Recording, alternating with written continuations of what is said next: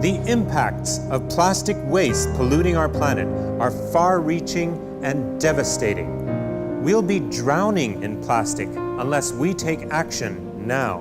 But in the face of what seems to be a massive global disaster, we find hope for a solution.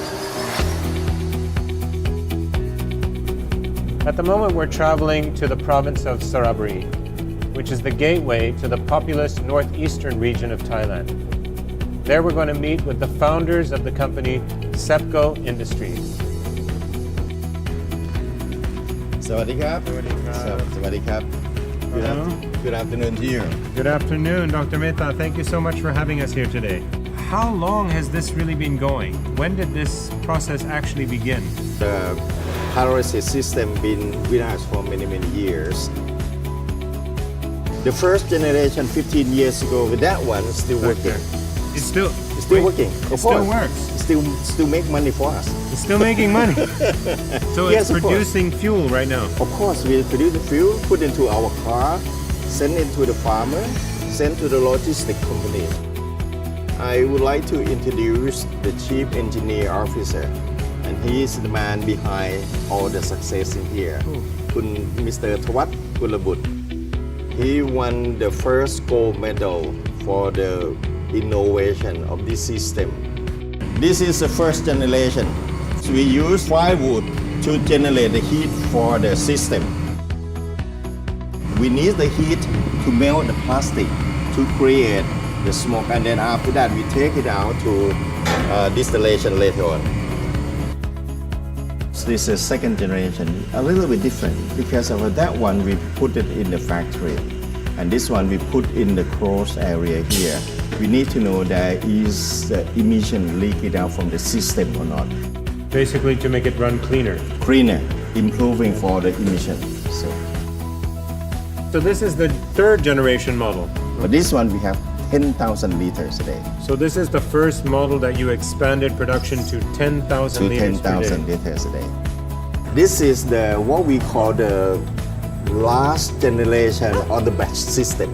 Put the 20 ton of the waste plastic in and then generate approximately 13,000, 15,000 liters of the diesel. So here we are at the Polypetron Gen 5, the final model of your system. Obviously, you've developed the technology for efficiency Of course, yes. and Yes. to get more output.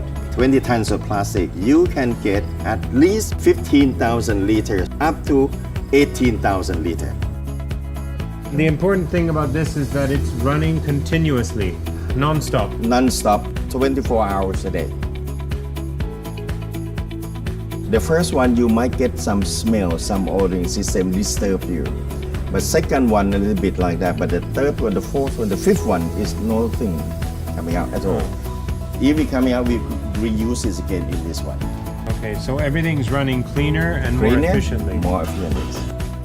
Advanced development of the polypetron comes at a crucial time when the demand for such technology is higher than ever. The world today is overwhelmed in its struggle with waste management because many countries like China have decided to stop accepting plastic waste imports. This sudden change has brought the world to a crisis point, with trash stacking up and screaming for a solution. Despite the increase in alternative energy, the demand for oil is going up, not down. Fuel consumption is expected to grow 25% from 2015 to 2040, fueling rising demand for renewable energy solutions. In January 2018, the European Parliament announced new legislation on energy efficiency, requiring greater use of advanced biofuels, which include waste-based fossil fuels like the oil produced by the polypetron. The law requires a share of 1.5% advanced biofuels by 2021 and at least 10% by 2030. This creates a huge demand and allows them to be sold at a premium. When refined, this pyrolysis oil produces over 60% European standard EN590 diesel and at least 20% gasoline.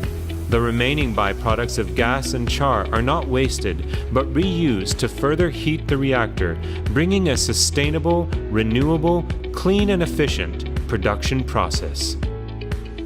The persistent determination of Dr. Mehta, Mr. Tawat, and their team of scientists and researchers have brought us a tangible solution to the global waste crisis by making effective use of the plastics that we have carelessly discarded for so many generations. What has been destructive pollution can now be converted to a renewable source of energy to fuel the future.